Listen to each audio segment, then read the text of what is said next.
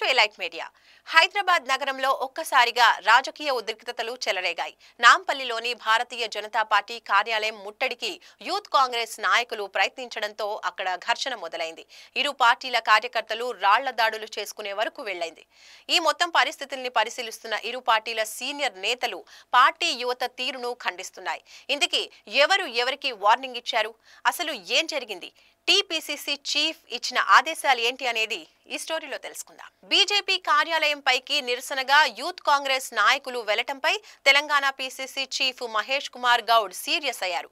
ఓ party కార్యాలయంపై మరో party కార్యకర్తలు దాడులకు దిగటం సరైన పద్ధతి కాదని ఆయన వ్యాఖ్యానించారు.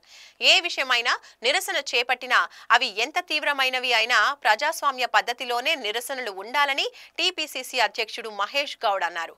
తమ పార్టీకి చెందిన యూత్ కాంగ్రెస్ నేతలు మరో పార్టీ కార్యాలయంపైకి వెళ్లటాన్ని తప్పుబట్టిన మహేష్ కుమార్ యూత్ నాయకుల్ని పిలిపించి మందలించారు. ఇప్పటికే ఫోన్లో యూత్ కార్యకర్తలు నాయకులకు క్లాస్ పీకినట్టు కూడా తెలుస్తోంది. అధికారంలో ఉన్నప్పుడు శాంతి భద్రతల అంశాన్ని పరిగణలోకి తీసుకోవాలన్న మహేష్ కుమార్ గౌడ్ రాజకీయాల్లో ఇలాంటి దాడులు సరైనవి కాదని వ్యాఖ్యానించారు.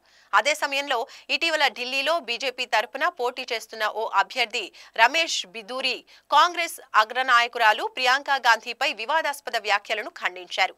రాజకీయాల్లో అలాంటి విమర్శలకు స్థానం ఉండకూడదని, తమ నాయకురాలి మీద బీజేపీ నేత వ్యాఖ్యల్ని ఖండిస్తున్నట్టు ప్రకటించారు. కాంగ్రెస్ పార్టీ కార్యకర్తల ఆఫీస్ ముట్టడితో అప్రమత్తమైన బీజేపీ కార్యకర్తలు కాంగ్రెస్ కార్యకర్తలపై పరస్పర దాడులకు దిగారు.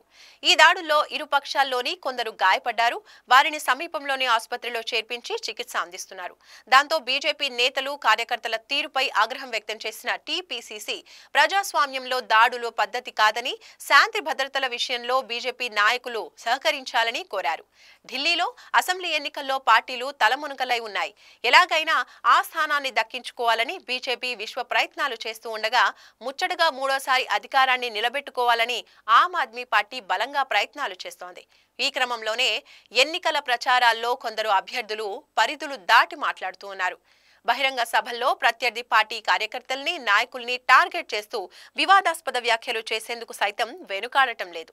ఈ తరహాలోనే బీజేపీ అభ్యర్థి రమేష్ బిదూరి అనే నాయకుడు తనను గెలిపిస్తే ఢిల్లీలోని రోడ్లను ప్రియాంక గాంధీ బుగ్గల్లాగా తయారు చేస్తామంటూ అభ్యంతరకర కామెంట్లు చేశారు. దీనిపై అన్ని పార్టీల నుంచి తీవ్ర విమర్శలు వ్యక్తమవుతూ ఉన్నాయి.